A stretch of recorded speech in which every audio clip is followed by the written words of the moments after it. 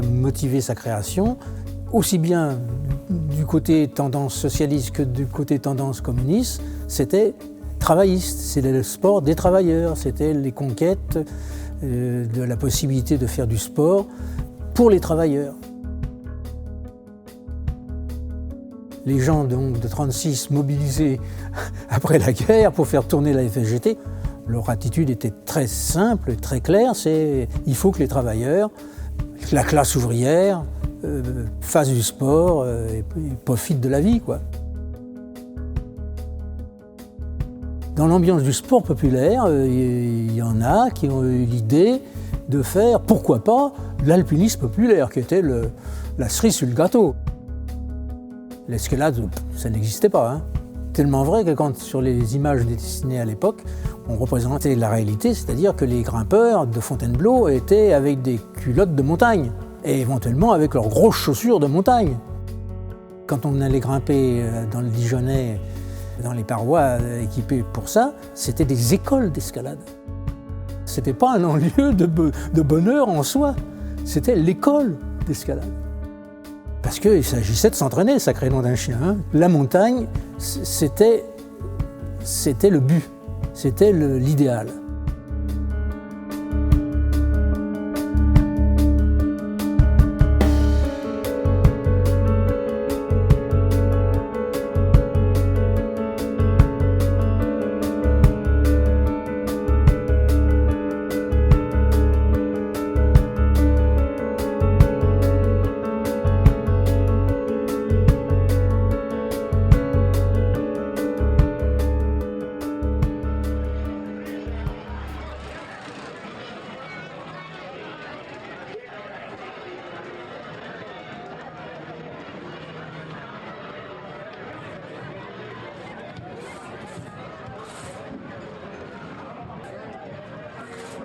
Je me rappelle de la tour d'escalade de la fête de l'Humain. L'idée était de rendre visible au peuple, présent à la fête de l'Humanité, le fait qu'il existait un alpinisme populaire. Le regard des gens était ébahi. Et c'était une pub extraordinaire pour l'alpinisme populaire, puisqu'on était en train de le faire et on le faisait au présent, à savoir un 1er mai, ça je m'en rappelle très bien, on se promenait avec une banderole qui disait « À la FSGT, l'alpinisme est un sport populaire. Pas sera, est un sport populaire. »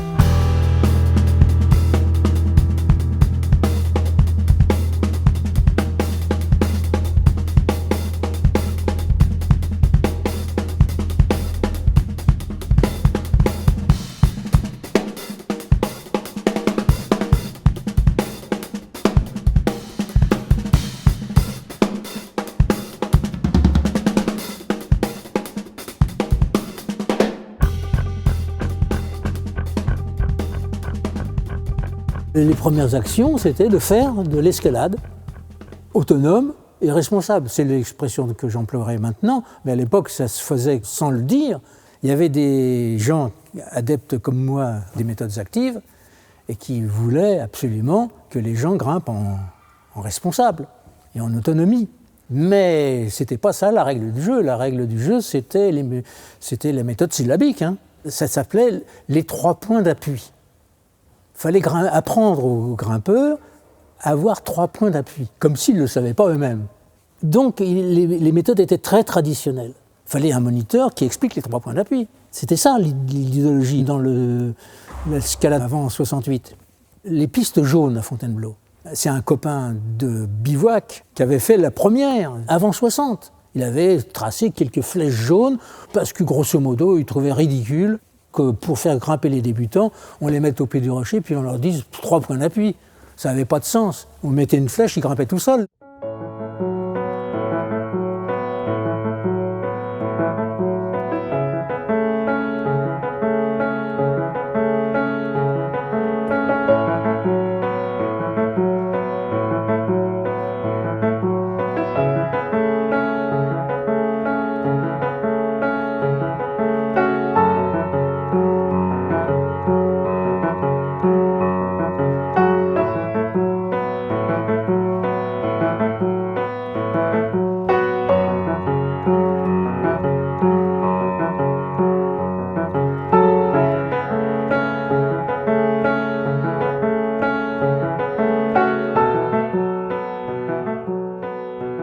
On était convaincus qu'il fallait faire quelque chose pour la pratique autonome et responsable des grimpeurs, aussi bien en montagne qu'à Fontainebleau. C'était l'idéologie qui fondait l'ensemble des choses, depuis le début, même s'il y avait des réticences. On était au but à l'hostilité. Les grimpeurs qui disaient l'escalade ne commence qu'au 4e degré, et puis encore au 4e degré, c'est parce qu'ils n'étaient pas plus forts que 5 à l'époque. On était en but à cette hostilité-là. Et en but à l'hostilité de certains de nos adhérents qui adoptaient cette idée-là. On ne va pas remettre des pitons en plus dans du 2 ou dans du 3. Mais si, on va en mettre, parce que c'est pour que les gens deviennent autonomes et responsables.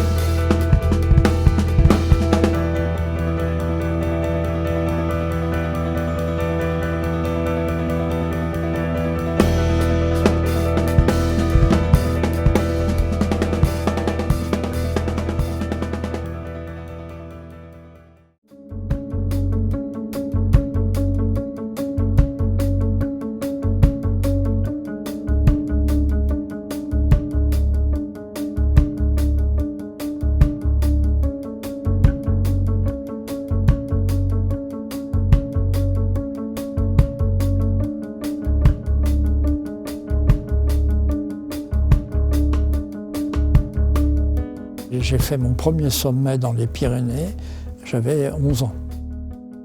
Et je crois que ça m'a beaucoup marqué, j'avais fait un camp, 70 jours, c'était quand même long. Et je me souviens, quand j'ai quitté, c'était à Cauterets dans les Pyrénées, j'ai pleuré de quitter la montagne. Alors, cet amour de la montagne et puis des activités liées à la montagne, j'avais eu tellement de joie que je me suis dit, les enfants, s'ils pouvaient goûter à ces joies-là, ce serait formidable. J'avais dans la tête de faire grimper mes élèves de ma classe, mais en même temps aménager le terrain pour tout le monde. Il fallait construire quelque chose pour eux. Et le modèle, c'était les circuits d'escalade pour adultes. Il y en avait à l'époque, en 1974. Il y avait en gros 150 circuits pour les adultes, mais pas un seul pour les enfants. Alors, bien sûr, des enfants grimpaient. Moi, je les voyais le dimanche avec papa et maman. L'enfant grimpait poussé par maman en bas ou papa en haut qui récupérait. Donc, ce n'était pas généralisable. Il fallait leur donner, dès le départ, une pratique autonome. Le chemin était tracé, il fallait construire le circuit avec des enfants eux-mêmes.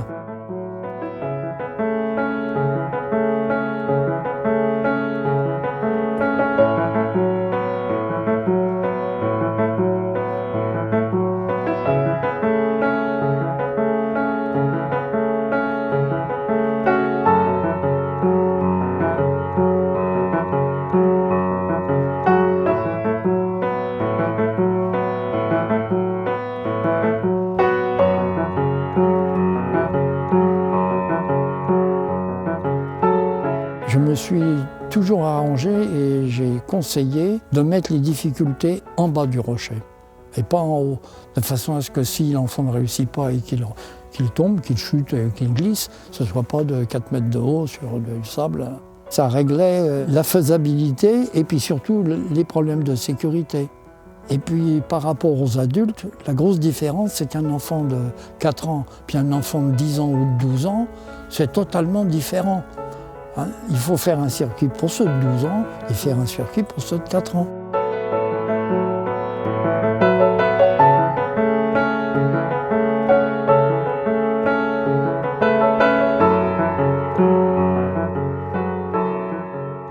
Je me suis efforcé à donner les moyens de création de circuits d'escalade. Le mode d'emploi de création d'un circuit, je ne le gardais pas pour moi ou pour la FSJT, je le divulguais.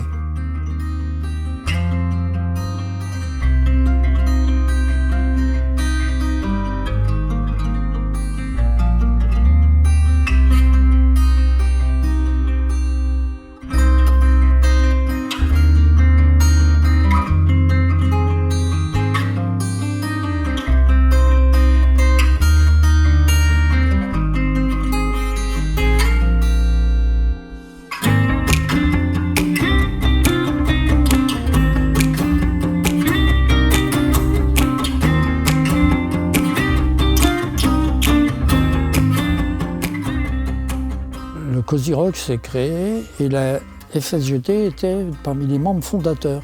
Il y a eu la FSJT, le Club alpin français, le Touring Club de France, les Amis de la forêt de Fontainebleau.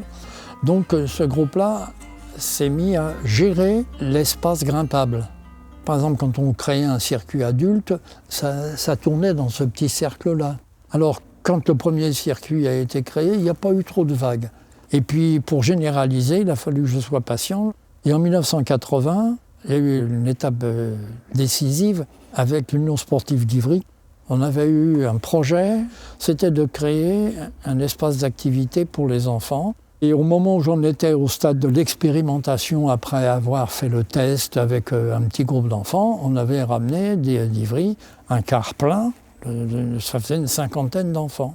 Donc on débarque, et puis le car, on avance, et puis on va au départ du circuit effacé. À la même époque, des grimpeurs de haut niveau, on trouvait qu'il y avait trop de barbouilles sur les rochers et tout. Donc à partir des circuits moyens aux plus élevés, il fallait tout effacer. Alors le Cozy Rock, quand on effaçait les circuits enfants, trouvait que c'était très bien, mais quand on effaçait les circuits difficiles, alors ça n'allait plus du tout. Le système était attaqué un petit peu par les deux bouts. Le Cozy Rock avait très peur des enfants, qu'ils envahissent tout. Et puis en même temps, ils n'aimaient pas les effaceurs parce qu'ils étaient en train de détruire tout leur travail. Il fallait trouver une solution. Et la solution, si on s'opposait à ce que faisaient ceux qui effaçaient les circuits difficiles, on ne pouvait plus s'opposer à la création des circuits pour enfants.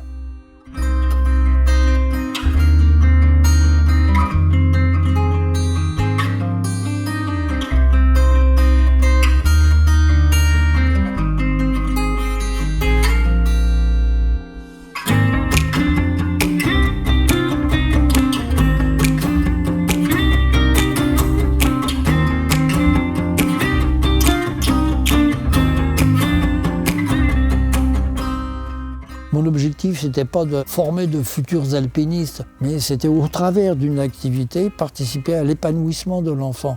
L'activité escalade, comme d'autres activités, amenait les enfants à s'exprimer. On retrouve des dessins faits par les enfants.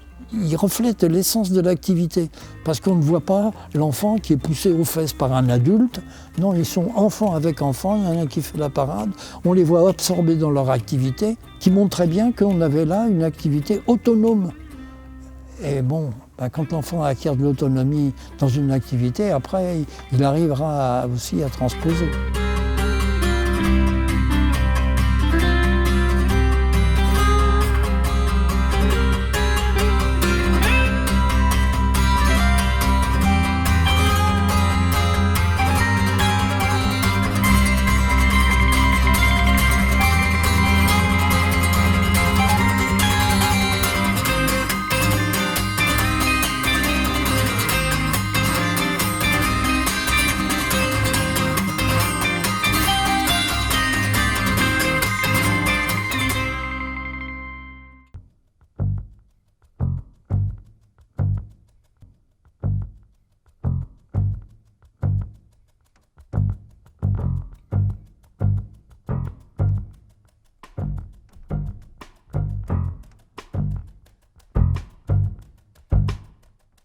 Le projet d'Autroche, d'abord, c'est lié au fait qu'on voulait depuis toujours faire grimper les gens de façon autonome, en tête, et ça, quel que soit leur niveau. Donc il faut se replacer dans le contexte de l'époque. Le contexte de l'époque, c'était que les falaises, elles n'étaient pas du tout prévues pour ça. Elles étaient très peu équipées pour les niveaux faciles. Les grimpeurs du jury ne s'imaginent pas comment on grimpait à l'époque, mais il y avait facilement 5-6 mètres entre les clous. C'est une voie très bien équipée, ça. Puis pour les voies un peu plus faciles, il y avait très peu de clous. Donc on était coincés par ce type d'équipement qui nous empêchait de faire grimper les gens en tête.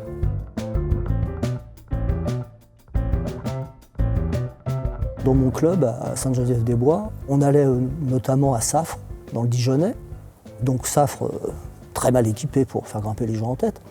Et à gauche de la falaise, il y avait des petites voies qui étaient des voies de 10-15 mètres, qui n'étaient pas du tout équipées.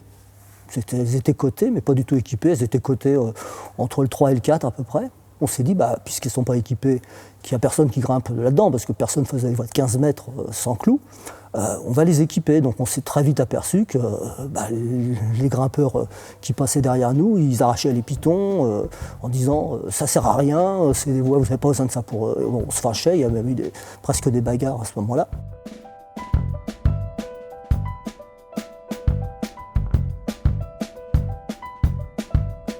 Un jour, c'est un bureau de la Commission fédérale à Paris, j'ai proposé l'idée qu'on ait notre propre falaise.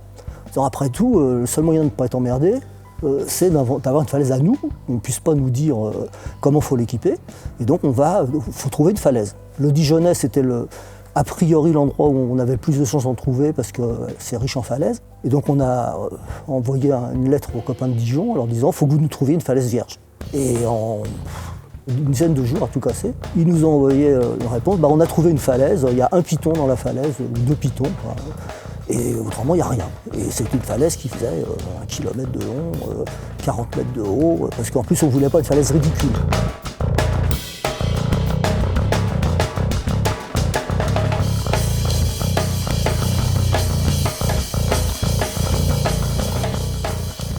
Alors, au début c'était un petit peu, le souvenir que j'en ai, c'était je ne dirais pas anarchiste, mais chacun faisait les voies qu'il avait envie de faire. Parce que la falaise était vierge, elle était très longue, et donc en fonction du niveau de celui qui avait envie d'ouvrir, il se repérait une ligne, et puis il installait sa corde en haut, il descendait en rappel, il nettoyait, et puis il mettait les pitons là où il trouvait qu'il fallait les mettre. Et puis après, la voie était validée une fois qu'elle était grimpée, quoi. Quand il y a eu plus d'équipements après, on a compté combien il y avait de voies faciles, combien il y avait de voies PD, F, G, D, RD, etc. On essayait de boucher les trous, d'avoir un planning, de faire quelque chose de plus systématique pour qu'il n'y ait pas trop de voies d'un niveau donné et qu'il y en ait un peu pour tous les goûts. Très rapidement, on est arrivé à une centaine de voies, sans difficulté.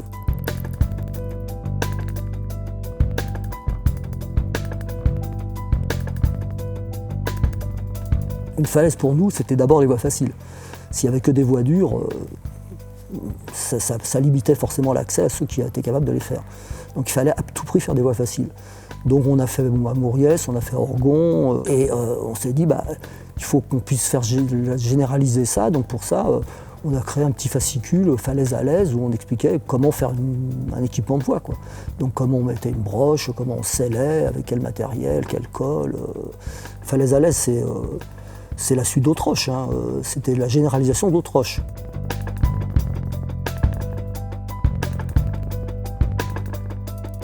Bon, ça fait plus de 50 ans que je grimpe. Avant Autroche, je vois pas de falaise qui était équipée de cette façon-là, quoi. Et maintenant, dans le monde entier, j'ai grimpé dans pas mal d'endroits, c'est la norme. La façon dont l'escalade a été conçue et dont elle a évolué dans la société va dans le sens d'une protection beaucoup plus grande. Et à l'époque, on avait encore une conception de l'escalade comme d'abord un entraînement à l'alpinisme pour une grande barre, donc forcément un certain degré d'engagement relativement important, bien que l'engagement était tout de suite conçu pour ne pas entraîner des accidents graves. Les premiers pitons étaient bas, le deuxième empêchait la chute au sol, c'était une conception moderne de ce point de vue-là, mais quand même un peu plus engagée que ce qu'on constate la plupart du temps aujourd'hui dans les falaises françaises.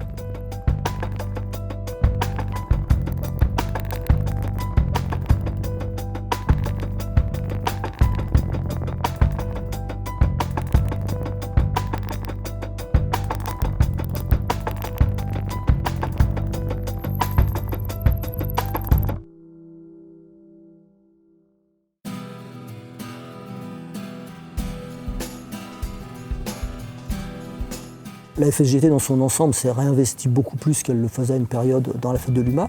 Ça s'appelait une balade sportive, c'était une présentation d'activités sportives de différentes formes. Et donc on s'est dit, bon, on va aussi faire de l'escalade, parce qu'on va ouvrir l'escalade au plus grand nombre, donc faisons de l'escalade. Et on a repris l'idée de la tour d'escalade, comme ça existait par le passé. Donc on a fait la tour d'escalade à la fête de l'UMA. Alors on a fait ça au moins 2-3 fois. Et la dernière fois qu'on a fait ça, on avait vu grand, on avait fait une tour qui faisait 25 mètres de haut, on avait mis 15 jours à la monter, plus après le démontage qui prenait encore une semaine, enfin c'était vraiment un gros truc quoi. Et donc une année, on refaisait la balade à la fête de l'UMA et c'est pas possible, on va pas continuer à faire ce truc, quoi. C'est trop bouffant de temps, puis en plus ça correspond pas à ce qu'on cherchait à faire, puisqu'on voulait l'autonomie, on voulait que les gens grimpent tout seuls. Donc comment faire? C'était une réunion chez un copain, Jean-Louis Pin, avec Yves Renoux, et on discutait, puis à un moment je dis mais c'est con, on n'a qu'à faire ce qu'on fait à Fontainebleau. À Fontainebleau, comment les gens grimpent? Ils grimpent sur des pistes jaunes. On n'a qu'à refaire des pistes jaunes. Alors comment faire des pistes? On fait des blocs en bois, et puis on met des prises dessus, et puis les gens ils grimpent. Après, on met des prises plus ou moins petites et grosses, et puis voilà, on a des voies faciles, on a des voies difficiles. Comment le faire? Après, il y avait Jean-Marc Blanche, notre copain architecte, qui avait fait un mémoire sur l'escalade. On l'a contacté, il a fait un modèle de mur. Et puis on a créé les blocs d'escalade sur cette idée de départ. Et ça a marché tout de suite.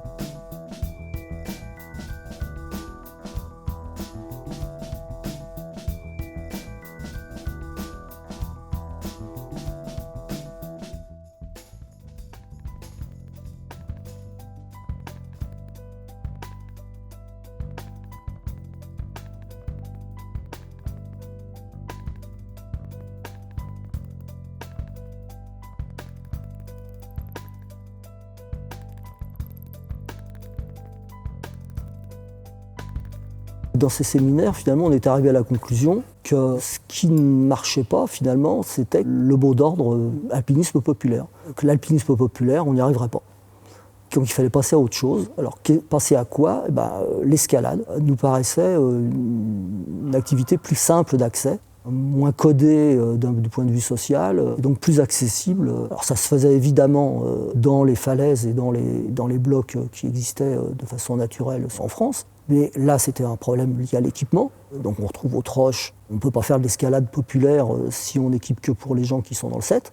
Les blocs, pareil, il faut des voies qui socialisent la pratique. C'est-à-dire que s'il faut connaître parfaitement le terrain pour faire une voie de 2, parce que sinon on n'est pas capable de la trouver, il faut mettre une flèche pour indiquer la voie de 2 à quelqu'un qui arrive et qui ne connaît rien.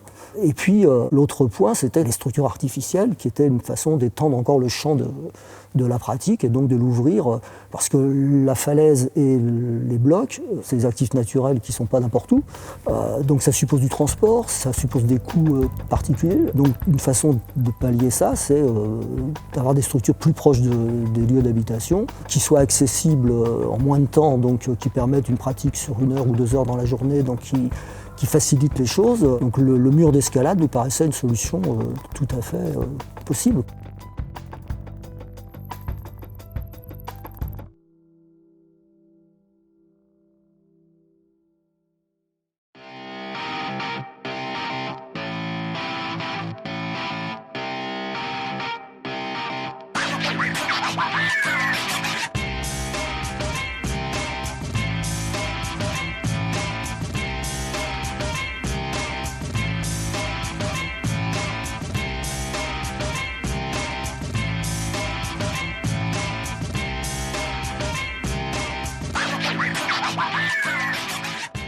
Ce mur d'escalade, on est un peu fiers, on l'a créé avec l'équipe pédagogique du lycée de Corbeil, qui était quand même un lycée. L'équipe d'éducation physique, c'était une équipe qui avait un ADN, disons, de démarche autogestionnaire, d'innovation, depuis sa création en 1959. Et donc, je suis arrivé là avec déjà des copains dans l'équipe éducative qui étaient des amoureux d'escalade. Et une année, je suis allé à une assemblée nationale de l'escalade FSGT. Et là, il y avait des groupes de travail et il y a eu un groupe sur la thématique des murs d'escalade qui a été défendu par des copains, par Gilles Rotillon, par Jean-Marc Blanche, qui ont dit il faudrait faire quelque chose dans notre pays, il faut populariser les murs d'escalade.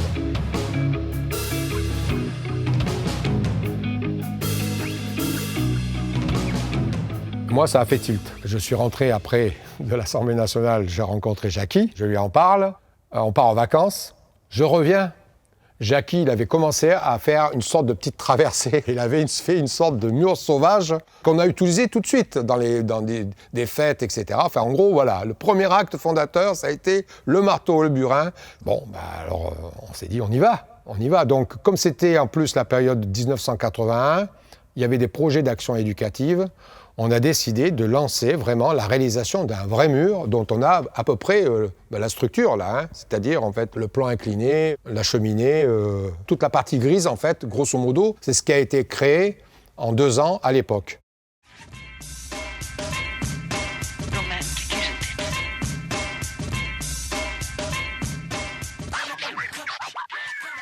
Donc on a monté ce qu'on appelle un projet d'action éducative. Et le principe, c'est que le mur devait être réalisé en autoconstruction avec les élèves de l'association sportive, avec une collaboration des professeurs du technique.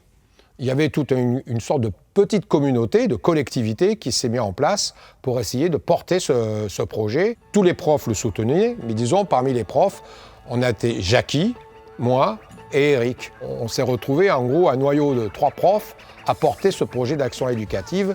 On avait une réflexion sur ce que c'était que l'escalade et on a voulu la transposer dans le mur d'escalade et de faire en sorte que ce soit vraiment un outil à la fois pour que les élèves puissent entrer dans cette activité qu'on appelle une activité d'épreuve et que ça soit aussi un outil qui soit gérable par des collègues qui soient non spécialistes. Il fallait que l'éducation physique soit capable d'absorber en quelque sorte une nouvelle activité, l'escalade. Et donc il fallait réfléchir en conséquence.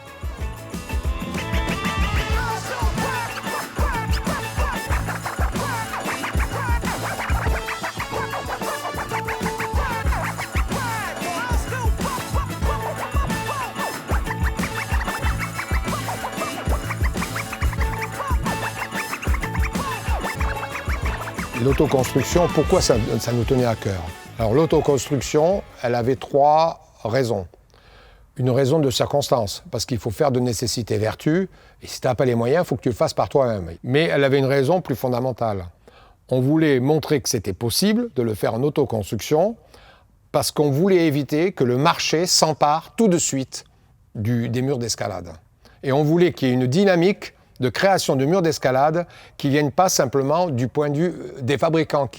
On ne voulait pas que l'escalade suive complètement le scénario, par exemple, du tennis, ou de suivre le scénario des salles de fitness, et qu'il soit tout de suite que sous la forme commerciale, qu'il y ait des formes du type lycée de Corbeil, et bon, on avait un peu de fierté en disant on est un peu les premiers à le faire. Et effectivement, ça a déclenché, ça a suscité d'autres vocations. L'autoconstruction, c'était important aussi, parce que c'était la façon d'associer les élèves, d'associer d'autres collègues dans le projet. Donc, quelque part, c'était une valeur qu'on défendait.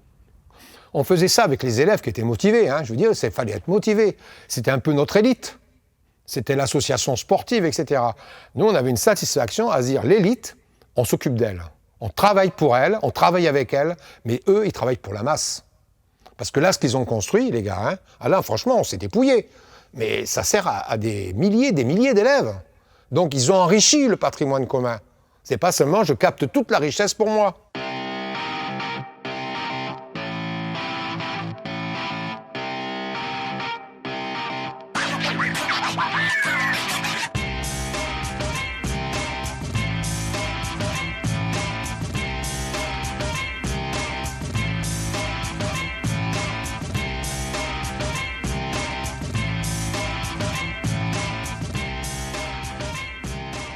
Les étapes clés de la construction du mur. En fait, il y a l'étape, je dirais, politique, en fait, prise de conscience qu'un mur, c'est quand même intéressant, ce que j'ai évoqué.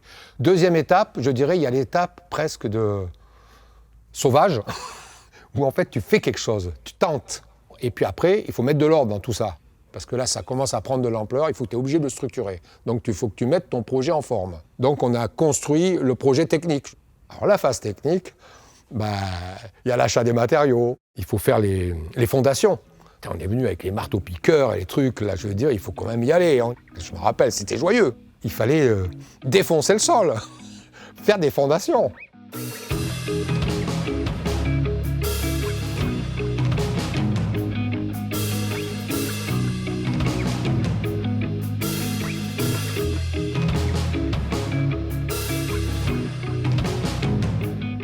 C'était gonflé, hein.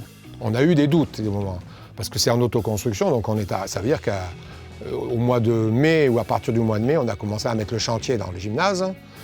Notre grosse inquiétude, c'est est-ce qu'on serait capable de rendre un gymnase en état à la rentrée de septembre. Ça a marché.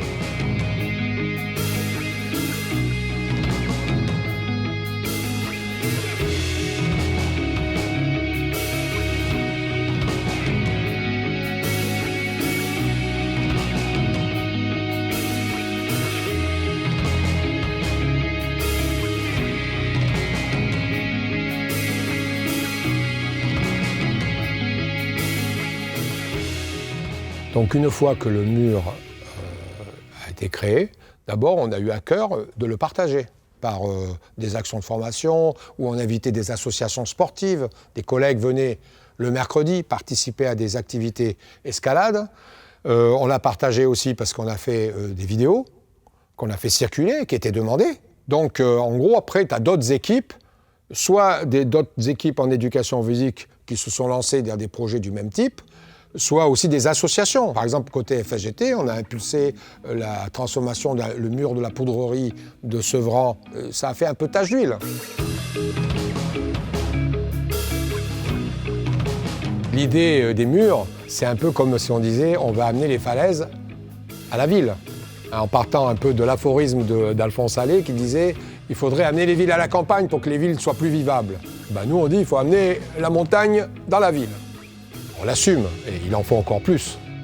Il faut faire en sorte que l'art de grimper, la jubilation du grimper, la responsabilité du grimper, elle puisse être éprouvée par le plus grand nombre d'individus. Parce que ça aide à construire un être humain.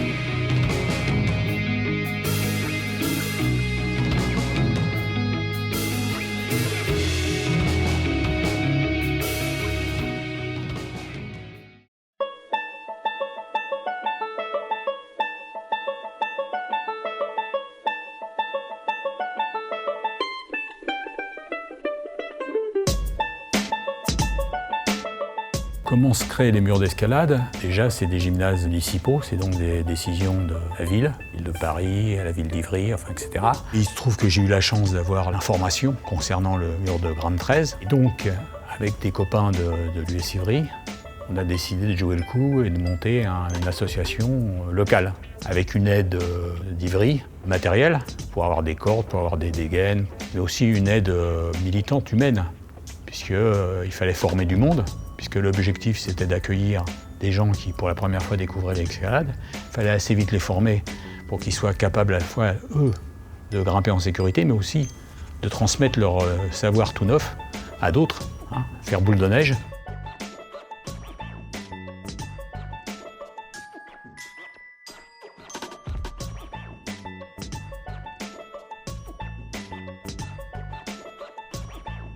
Quel contexte? Je pense qu'il y a eu un moment charnière où l'escalade est devenue un domaine intéressant du point de vue commercial. Il y a eu une multiplication des chaussons en tout genre, du matériel en tout genre, enfin, etc. Donc l'effet de mode a touché les élus, avec retard par exemple en ce qui concerne Paris. Ivry, ça faisait quand même très longtemps que le mur d'escalade existait. Donc il y a des villes, des municipalités qui avaient anticipé, qui avaient vu l'intérêt de l'activité. D'autres moins. Ils sont venus avec l'effet de mode. Ici c'est le cas. Ils ont construit un petit morceau du mur, on a construit, nous, l'association.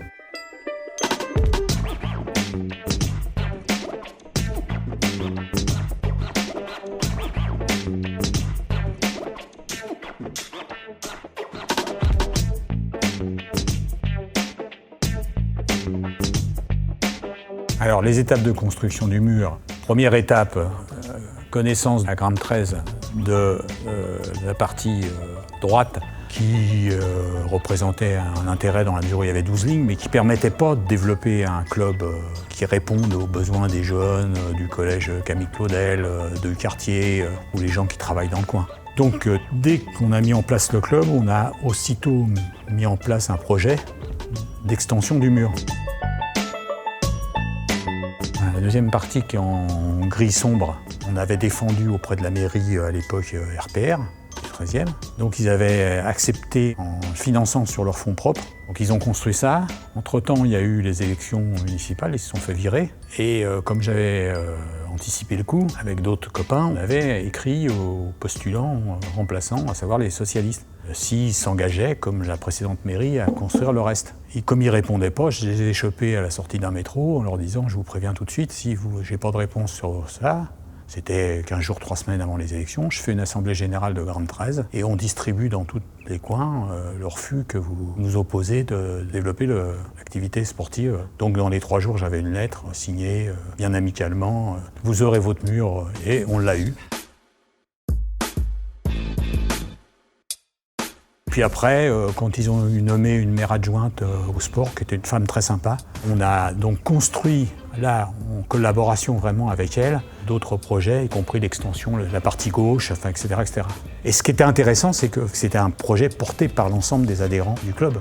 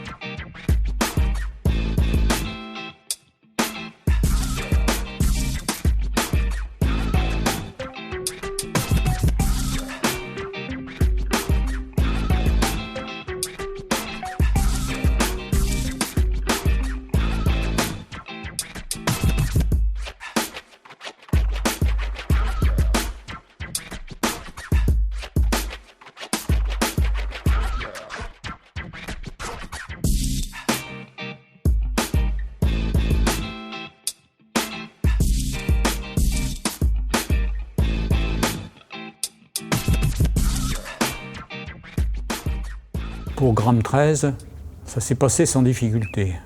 Pour Rock 14, il y avait d'autres gens qui avaient des visées sur le mur d'escalade du gymnase Milla, notamment l'UCPA, qui avait envie de récupérer le mur pour ses activités lucratives. Et on a éliminé le projet de la FFME, puisque, manque de peau pour eux, ils avaient fait le mur à 8,50 m, donc pas homologué pour la compétition. Du coup, ils ne se sont pas battus comme des lions sur cette question-là, quoi. La fameuse réunion, on était avec Renaud. En s'y mettant tous les deux, on les a convaincus, la mairie, que le meilleur projet, c'était celui qui reposait sur une base associative et que c'était pas simplement de faire des entrées. Donc Rock 14 a été créé et comme moi, entre-temps, j'étais devenu une sorte de référence de l'escalade à Paris, ils m'ont sollicité pour me dire « Mais à Gramme 13, est-ce que vous avez besoin de créneaux supplémentaires qui pourraient s'effectuer sur le mur de Rock 14 ?»